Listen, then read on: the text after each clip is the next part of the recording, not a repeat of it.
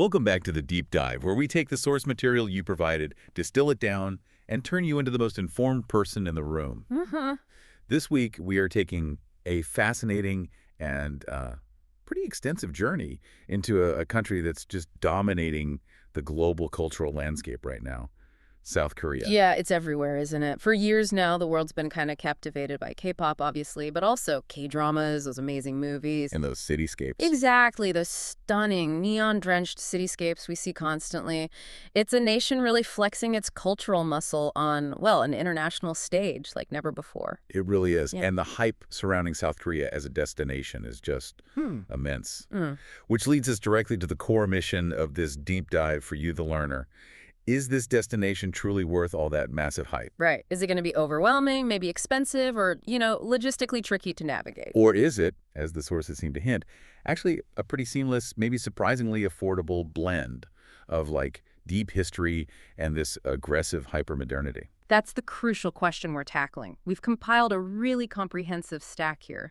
Experiences, logistical reports, cultural critiques, economic analyses, the works. Okay. We're going to break down the practical stuff, how you get around, where you sleep, what you absolutely have to eat. Yes. And then we'll pivot and tackle those dramatic contrasts you find in the key sites, going from ancient Joseon dynasty palaces to Both. the sprawling coastline of Busan, and then, of course, the really sobering political tension of the demilitarized zone, the DMZ. We're aiming to give you more than just a travel summary here. We want to give you the context, the insights that maybe explain why this country operates the way it does. Exactly. So let's grab your virtual T-Money card and deeply unpack this extraordinary journey.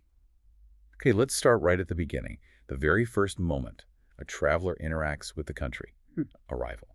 Most international travelers are landing at Incheon International Airport, ICN.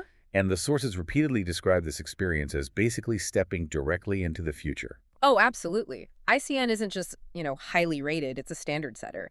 It's consistently ranked among the world's best for cleanliness, efficiency, design, the whole package. Right. The whole experience feels deliberately frictionless. You notice it immediately. Signage is pristine. Immigration is super quick, often using those automated gates for eligible visitors. And the robots. And yes, there are actual service robots roaming the terminals, ready to give directions or even, clean up spills. It's pretty amazing. That word frictionless is interesting. It gives a phenomenal first impression, right? Yeah. Suggests a society that really puts a premium on optimizing the experience. Totally. But okay, after that smooth landing, you've got to get from ICN, which is a fair distance out, into the massive, dense sprawl of Seoul itself. Right. The sources detail a print-clear choice for airport transfer. Yeah, you're generally choosing between two excellent rail options, the ARX Express train and the All-Stop train. The Express is the premium option. Takes about 43 minutes, runs nonstop directly to Seoul Station. It's very comfortable, almost like a high-speed intercity train experience itself. A bit pricier, though. Slightly pricier, yeah, but it absolutely delivers on that promise of speed and directness. And they all stop. The All-Stop is the budget-friendly counterpart. Takes longer, usually closer to 60 or 70 minutes, depending on any transfers you need to make. Right. Because it functions more like a commuter line, stopping at all the stations along the way. Both are efficient, but the key insight here is that the express route to Seoul Station isn't just fast. What else? It immediately drops you right into the epicenter of the nation's transport network. And that network is the true star of the show, the Seoul Metro. I love that phrase, star of the show, because honestly, the sources make the Seoul Metro sound like some kind of logistical masterpiece. It absolutely is. For any learner maybe worried about navigating a big foreign city, the sheer scale, the affordability, and just the clarity of the system here are staggering. Really? Yeah, it's one of the longest subway systems globally. Incredibly clean, unbelievably cheap compared to, say, London or New York. Big plus. And crucially, all the signage is excellently translated into English, Chinese, and Japanese. Makes it very accessible. Okay, now here's where we hit maybe a small reality check. While it's efficient, the source material includes this this anecdote about the sheer scale of some of these transport hubs. Ah, yes, the infamous 10,000 steps at Seoul Station story. Uh-huh, right. It's important to prepare yourself for this. When we say the system is extensive, we mean the stations themselves can feel like underground cities. Wow. If you need to transfer between lines at a major hub like Seoul Station, yeah, that walk can easily take 10 minutes or more just to get from one platform to the next. 10 minutes walking underground. Easily. You're walking vast distances beneath the surface, often up and down multiple escalators. It's efficient in its layout, sure, but it can be physically demanding simply due to its scale. It's actually a good early indicator of that pally-pally speed, that hurry-hurdy culture of movement you feel in the city. Which brings us directly to the essential toolkit you need to survive this complex masterpiece. Yeah? What's the single, non-negotiable item? The T-Money card. Don't even think about relying on single-trip tickets. It's just not worth the hassle. Okay. This reloadable transit card is absolutely critical. It works on the subways, the buses, and crucially, and here's the key insight, it's fully integrated into the consumer infrastructure. Let's elaborate on that integration because that feels like deeper knowledge. Yeah. It's more than just for transit, right? Exactly. It's basically a micro-payment system. Yep. You can use your T-Money card to buy stuff at convenience stores like GS25 or CU. Yeah. You can pay for taxis with it, even use it in some vending machines. Wow, okay. This seamless integration of transit and low-level retail commerce really reflects South Korea's highly advanced consumer tech landscape. Right. It makes all those daily transactions super quick, really easy, and it minimizes the need to carry cash for small purchases. A perfect example of that efficiency culture in action. Okay, now navigation. We live in a world where Google Maps basically rules everything, right? Uh-huh. But the sources warned that if you rely only on Google Maps for walking around, you might hit a snag. That's a huge logistical nugget, actually. Google Maps works fine for public transit routing in Korea. It tells you which train to get, where to transfer, all that. Okay. But when it comes to accurate real-time walking or driving directions, it often falls short. And this is widely attributed to government geofencing restrictions, mainly for security reasons related to the border areas. So if I'm trying to find that specific little kimchi stew place tucked away in some alley, Google Maps might fail me. It probably will, or it'll be significantly less accurate. The source material strongly recommends downloading and using the domestic apps. Naver Maps or Kakao Maps. Naver or Kakao. Yeah. Got it. These apps are hyperlocal, they're fast, they're super accurate. However, and this is where we hit a small complexity, Uh-oh. while English versions exist, the interfaces, and especially the search functionality, still work best if you have some knowledge of Korean place names or addresses, or at least can copy and paste them accurately. Okay. So the system itself is flawless, but the tools you need for that really specific hyperlocal navigation introduce a bit of a barrier for someone who only speaks English. A point of friction in an otherwise smooth system. Precisely. It means you, the learner, need to be a bit proactive and figure out how to use the local tools effectively rather than just relying on the global defaults you might be used to. Right. Okay, finally, let's talk about connecting the dots across the whole peninsula, intercity travel, specifically the KTX. Ah, the KTX. Yeah. The high-speed bullet train. It's a fantastic piece of infrastructure connecting major cities like Seoul, Busan, Daejeon. And it's fast. Oh, yeah. The experience itself is exhilarating. Just watching the countryside blur by at 300 kilometers per hour is a real modern marvel. Wow. What are the practical steps? Any warnings about using the KTX? The practical advice is pretty much mandatory. Book your KTX tickets well in advance, especially if you're traveling on a weekend or during a holiday period. They sell out. Good tip.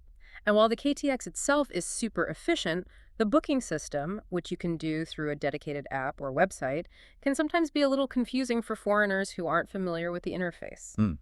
The sources noted that navigating the different seating classes, figuring out the exact departure times, it might require a bit of patience, but the comfort and the time saving getting from Seoul to Busan in under 3 hours is just unparalleled.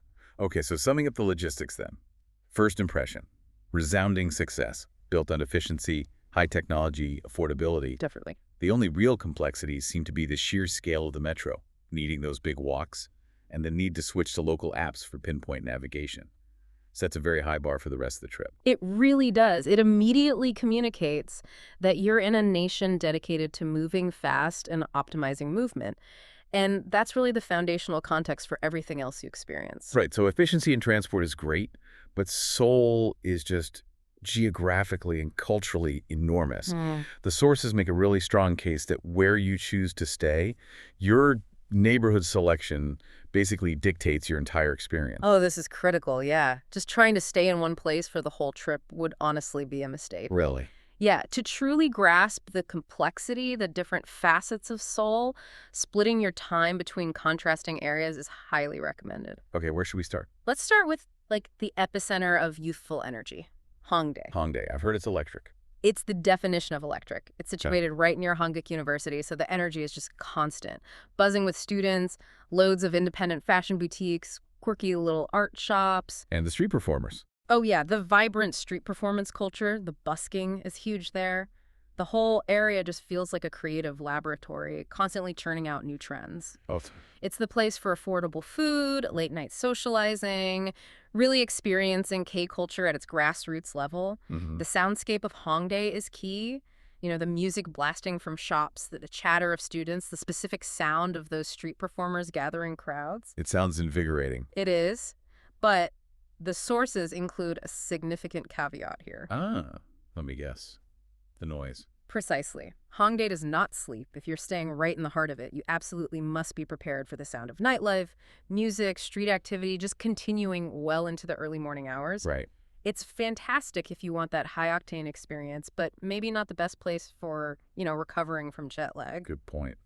Okay, so if Hongdae is the future, pulsing with energy, what's the profound contrast? The historical anchor.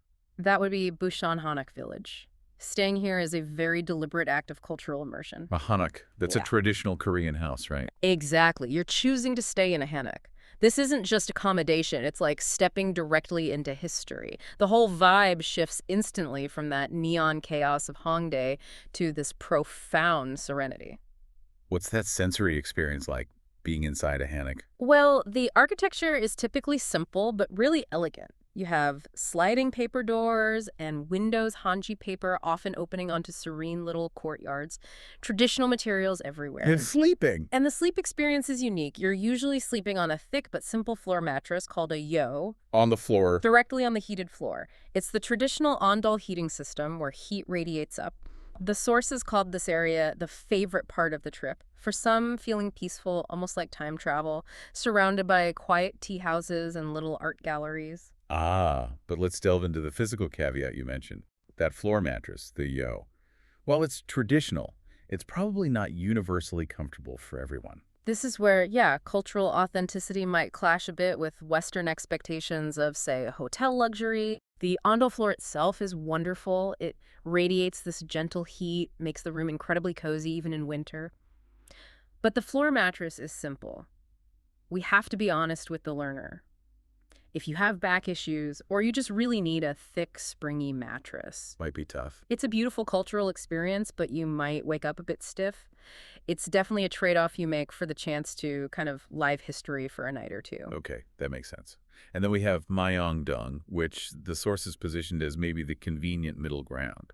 Yeah, Myeongdong is functionally perfect in many ways. It's geographically central. It's a super popular tourist district known for its big department stores, massive cosmetic shops everywhere. A beauty product mecca. Totally. And loads of accessible street food vendors, too. If convenience, being close to major transport lines, and doing intense shopping are your top priorities, Myeongdong works great. But I want to pause here and maybe challenge that assessment a little. The critique in the sources noted that Myeongdong can feel a bit soulless and crowded compared to the really distinct personalities of Hongdae or Bucheon. If our learner is aiming for that deep dive experience, shouldn't they maybe skip the convenient middle ground entirely in favor of those cultural extremes? That's a really fair challenge, and it definitely taps into the source material's more nuanced view.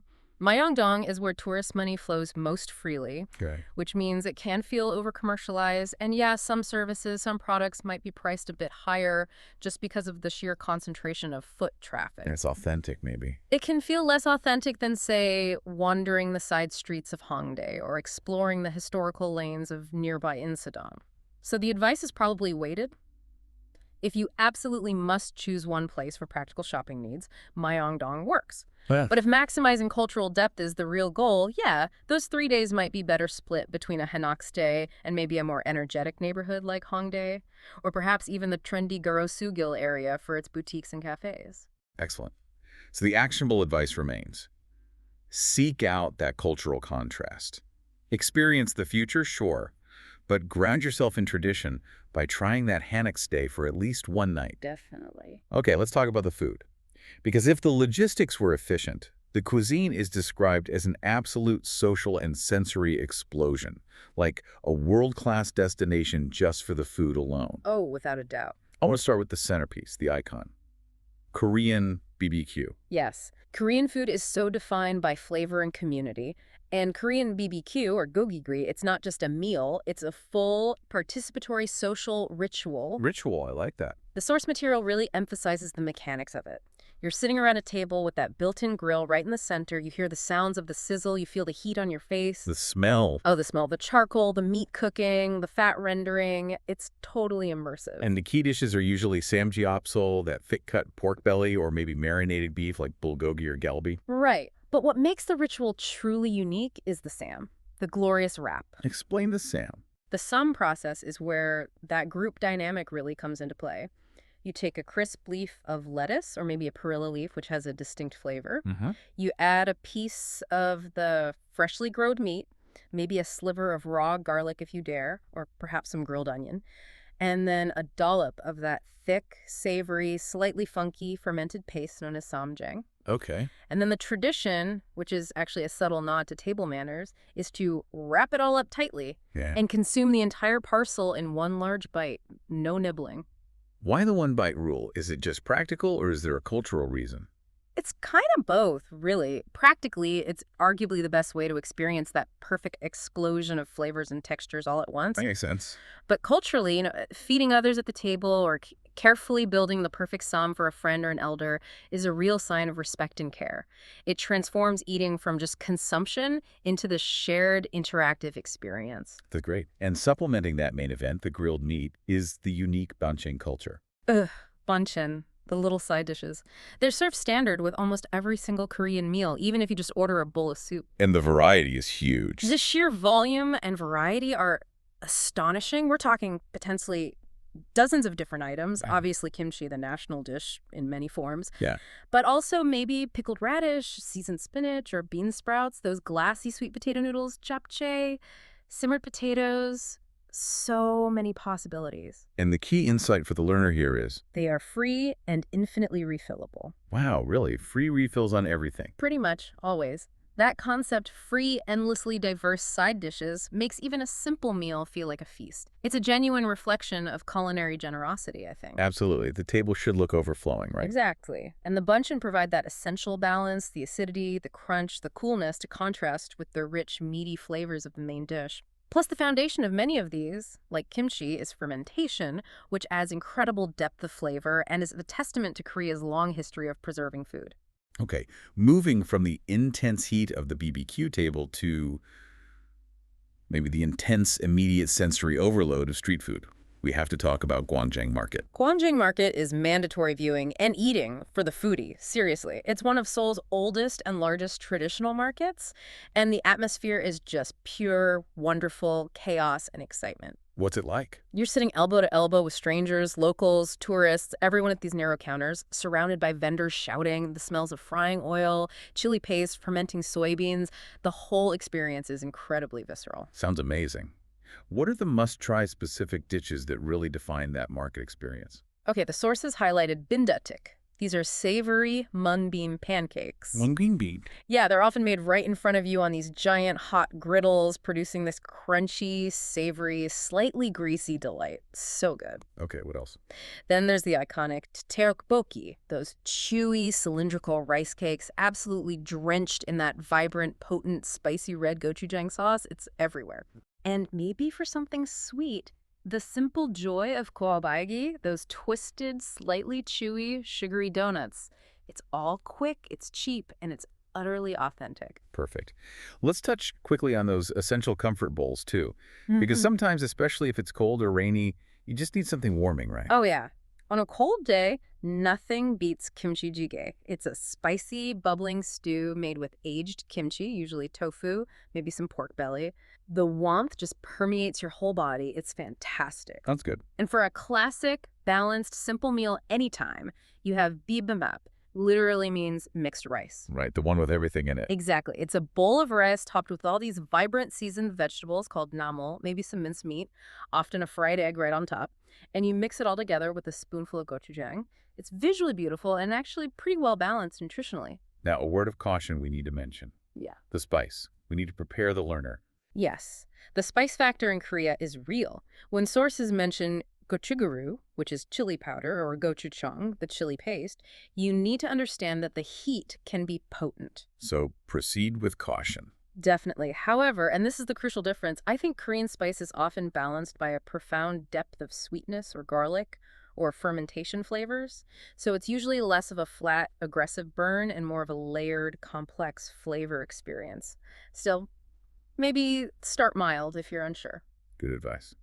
And finally, no discussion of Korean dining is complete without mentioning the social lubricant of choice. Soju. Ah, soju, the clear distilled spirit. It's absolutely central to the dining experience and really to Korean social culture in general. And it's pretty strong. It's generally lower in alcohol than, say, vodka or gin, often around 20% ABV, sometimes less, which kind of facilitates social drinking over a long meal. Right. But the rules surrounding soju are critical for understanding things like respect and hierarchy in Korean society. Okay, let's detail that etiquette, because this is a deep dive nugget the learner really needs to know. Right. There are 3 main non-negotiables you absolutely have to remember. First, you never ever pour your own drink. Never. Never. You always pour for others at the table, always making sure their glass is kept full, or at least offered a refill. Okay, number 2. Second, when someone is pouring for you, you always accept the glass with 2 hands, or at least support the glass with your left hand while holding it with your right. It shows respect to the person pouring, especially if they're older or senior to you in some way. 2 hands. Got it. And third. Third, when you actually drink, especially if you're in the company of elders or superiors, you should turn your head and body slightly away from them as you take your sip. Turn away. Why? It's a subtle movement, but it's a significant sign of deference and respect. It acknowledges the social hierarchy even during a relaxed moment like sharing a drink. Wow. That is fantastic context. It really proves that the culinary scene isn't just about what you eat, but so much about how you eat it. It's a reflection of deep social structure and community values. Absolutely. The food alone, the quality, the variety, the social aspect, it's enough to confirm South Korea as a truly world-class destination. Okay, so we've established the modern efficiency, the cultural depth of the cuisine. Yeah. Now, let's pivot to the sights, because this is where the dramatic tension, the contrasts of South Korea really reveal themselves. It's kind of a dizzying journey from the Sozan dynasty right up to the sharp political edge of the 21st century. And we should probably begin with history, right? Gyeongbokgung Palace. This was the main royal palace of the Joseon dynasty, and the sources just describe it as immense, huge scale. It is stunning, yeah. Built way back in the 14th century, it was the heart of dynastic Korea for hundreds and hundreds of years. Visually, the palace grounds are just breathtaking. What stands out? You have these vast open courtyards where massive ceremonies once took place. You see these ornate, multi-tiered gates reflecting that traditional architectural genius. And the colors, that vibrant danshan coloring. It's the traditional decorative coloring you see on wooden buildings, greens, reds, blues, yellows. It really highlights the pavilions beautifully against the backdrop of the mountains behind the palace. It gives you a profound sense of the country's deep, resilient, traditional roots. And there's a wonderful travel tip here, kind of linking the past and the present for the learner, the hanbok policy. Yes. This is brilliant cultural promotion, actually. If you rent and wear a hanbok, that beautiful traditional Korean clothing with the bright colors and sweeping lines. Which you can rent nearby. Yeah, there are tons of rental shops just outside the palace gates. If you do that, you are granted free entry to Gyeongbokgung Palace. That's great. It's not just a fun photo opportunity, though it is that too. It feels like an opportunity to physically participate in the reverence for the site, to connect with the history in a tangible way. Okay, now hold that image. The serene, traditional, colorful palace. Yeah. Because the next site requires a complete psychological and physical 180-degree shift. Mm-hmm. The DMZ, the demilitarized zone. This experience, It feels mandatory if you really want to understand the modern Korean context. You literally move from the reverence of a dynasty that ended over a century ago to the immediate, stark, tense reality of the 38th parallel. One of the world's most heavily fortified borders. Absolutely. And the most politically tense. What specifically about visiting the DMZ makes that tension so palpable? You can really feel it. You can. It's in the details, the restrictions. This is not a casual tourist destination you just wander into. Right. You must book through a verified official tour, usually weeks in advance. There's often a strict dress code, mention no ripped jeans, nothing overly casual reflecting the seriousness of the location. And when you arrive, Upon arrival, you go through security checks, passport checks, and you attend these mandatory, very sobering briefings about the dangers, the history of the zone, the rules of conduct. the sources mention the surreal nature of the sites once you're actually there. The visual experience is unforgettable, especially if your tour includes the Joint Security Area, the JSA, the Truce Village at Panmunjom. What happens there? You stand right on the line, the military demarcation line. Sometimes North Korean and South Korean soldiers are standing literally face to face, maintaining this rigid, unwavering, specific stance. It's incredibly intense. Yeah. You're looking across a thin concrete curb into one of the most isolated nations on Earth. You can often see the North Korean propaganda village, Kijongdong, in the distance, flying a huge flag. The energy is just heavy, a silence that feels loud, punctuated only by the constant presence of military observation. And the DMZ tours often include going down into one of the infiltration tunnels, right? They often do, yeah. Specifically, the third infiltration tunnel is the most common one. It's one of 4 known tunnels that were dug by the North under the DMZ, presumably for a potential surprise attack on Seoul. What's that like? Walking down into that cool, damp, slightly claustrophobic space, knowing its intended purpose, it reinforces the physical reality of the ongoing conflict in a way that no history book ever could. It's an essential, really sobering historical lesson. And it kind of puts the hyper-efficiency and national drive of South Korea, that pali-pali culture, into a kind of survival context, you know? Yeah, that makes sense. Okay, shifting gears entirely now, moving away from political tension and the massive metropolis of Seoul down to the coast, Busan. Ah, Busan. It offers a necessary cultural respite, I think, and just a different pace of life entirely. It's a major port city. It's got a distinct coastal character, very different feel from Seoul. And there are 2 key attractions there that showcase a unique kind of social dimension. Right. First, you have Gamcheon Culture Village. I've seen pictures. It looks amazing. It is visually astonishing. It often gets nicknamed the Machu Picchu of Busan because of how the houses cascade down the hillside. But it has a history, right? It wasn't always colorful. No, it actually began as a hillside slum, largely settled by refugees after the Korean War.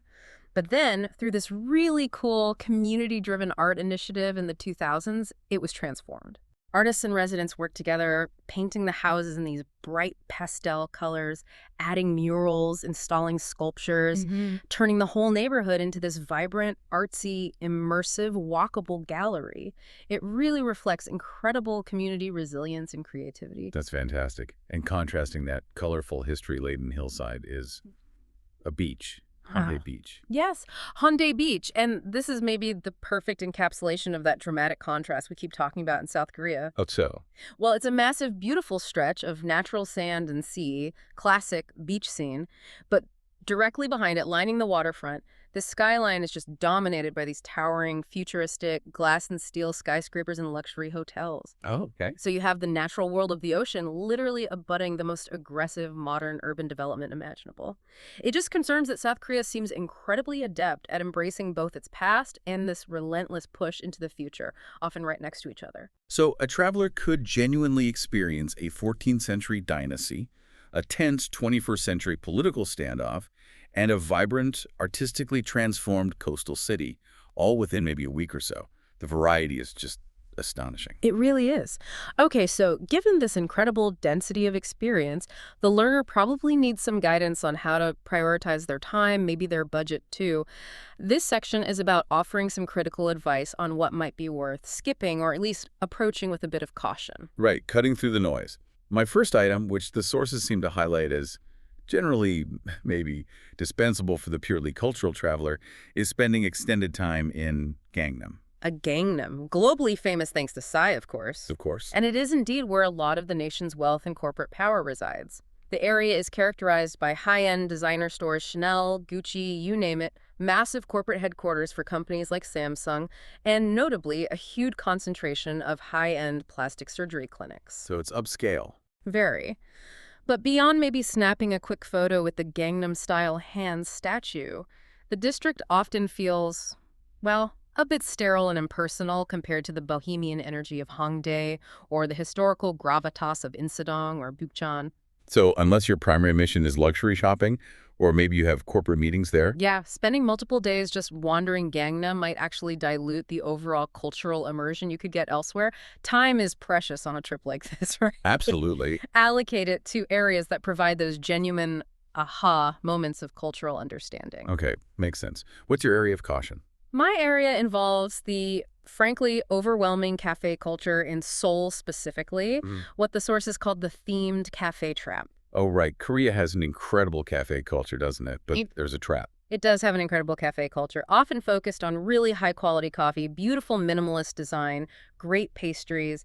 However, there's this highly visible subset that seems to prioritize gimmick over actual quality. Themed cafes. Exactly, and the sources warn particularly against some of the animal cafes, like the ones featuring raccoons or meerkats or sheep. Raccoons. Really? Why the specific caution there? Well, while they might look appealing for Instagram or social media, these places often involve pretty mediocre, usually overpriced coffee. The interactions with the animals can feel a bit forced or unnatural, and frankly, it raises some ethical questions about the welfare and appropriateness of keeping exotic or even domestic animals in these high-stimulation urban environments just for entertainment. Good point. The experience feels engineered purely for that fleeting photo opportunity, and it offers very little genuine insight into authentic Korean cafe culture, which is actually really sophisticated. So the advice is? Prioritize places known for their specialty coffee or their unique Hanok architecture if it's a traditional cafe, or just their genuine aesthetic and vibe, not just the Instagram gimmick. Seek quality over novelty. That's a great calibration of expectation for people. Okay, now let's try and synthesize the overall atmosphere of the country, what the sources called the real vibe. And it seems defined by dynamic contradiction. Dynamic is absolutely the operative word. The national identity feels like this incredible, almost paradoxical blend. On one hand, you have this deep, deep respect for tradition. You see it in the etiquette, the palace preservation, the hanbok culture we talked about. Right. And on the other hand, you have this relentless, aggressive, technologically driven push towards the future. Constant innovation, constant speed. And you see this contrast everywhere, operating simultaneously, like the hyper-modern subway running right underneath ancient historical sites. Exactly. And tied into that push, that high-speed movement, is the concept we mentioned earlier, the pali-pali culture. Pali-pali, meaning hurry, hurry. How deeply does this concept define daily life for the average person there? Is it really noticeable? Oh, profoundly, yeah. It feels like the defining engine of the nation's speed. Everything operates fast. People walk fast on the streets. Service in shops and restaurants is usually incredibly quick. Infrastructure projects seem to get completed at lightning speed. And the internet. And the internet is routinely among the fastest in the world. It's an intense, demanding pace you feel almost immediately. And analytically, thinking deeper, this isn't just impatience, is it? The sources suggested it has a deeper historical root. Absolutely. It's not just about being in a rush. The sources link pali-pali directly to the intense collective national effort required for recovery and rapid industrialization after the devastating Korean War. That period often called the miracle on the Han River. Okay. So it's not just about speed for speed's sake. It's become this deeply ingrained national drive, almost a cultural value, that prioritizes efficiency and productivity as a means of survival, catching up, and ultimately national advancement. Wow. Okay, given that intensity, though, that constant pressure to hurry, hurry, the sources highlighted something that often surprises travelers: a profound underlying warmth and kindness. Yes? Let's share that key anecdote about kindness because it juxtaposes so perfectly with the pali-pali speed. Right. This story really crystallizes that contradiction. It was apparently late at night, deep inside one of those massive subway stations we talked about. The traveler was thoroughly lost, completely confused by the line transfer signs, the sheer scale of the place, just visibly frustrated, trying desperately to reconcile their map with the reality around them. Been there. And what happened? Did someone try to help in English? No, and that's the key. An elderly Korean man who apparently spoke no English at all recognized the distress. And instead of just pointing vaguely or trying to struggle with broken What communication, did he do? he immediately just sort of took control. He physically walked the traveler notably in the direction opposite to where he himself had been going, all the way through the labyrinthine tunnels, up the necessary escalators, and directly to the correct subway platform. No way. Yeah. He made sure they understood the correct line and destination just through gestures before apparently giving a simple nod and then turning around and walking all the way back the way he came. That is profound. Yeah. That combination of the society having this high-speed efficiency, this pally-pally, but Yeah. also this genuine, profound personal kindness and willingness to help that feels like the essential contradiction that makes the experience so memorable. It really is. It shows a society that somehow manages to maintain this deep human connection and ingrained politeness despite the relentless pressures of hyper-efficiency and modernity. You feel like you're interacting with a nation that is incredibly technologically advanced, yet remains deeply human and community-focused at its core. All right, we've covered the logistics super efficient, the world-class food, amazing, the dramatic cultural contrasts, palaces to DMZ, and that unique, high-speed yet warm vibe. The time has come for our final verdict. For you, the learner, is South Korea truly worth the global hype? Based on the sheer depth and variety of experiences detailed in our sources, unequivocally, yes. Absolutely. Yeah. It's a nation that delivers on its promise of efficiency, definitely, but it far exceeds expectations in the realms of cuisine and cultural complexity. The infrastructure makes the trip remarkably seamless, and the depth of history, art, and just modern energy provides constant fascination. I totally concur. It feels like it works on virtually every level. If you seek ancient history, boom, you've got 500-year-old palaces. If you want cutting-edge pop culture, well, you're at the global source. If you want geopolitical significance and maybe a bit of adventure, you have the DMZ experience. Right. And if you just want to eat incredible food, you will be absolutely overwhelmed by the quality, the variety, the generosity. So who is the ideal target audience then? Who is this deep dive destination really perfect for? Good question. It feels tailor-made for the culture vulture, definitely. The adventurous foodie, especially someone who values those social dining rituals we talked about. Yeah. And really, anyone interested in seeing a nation that stands right at the very forefront of global technology and cultural influence, while somehow also fiercely protecting its long history. And who might find it challenging?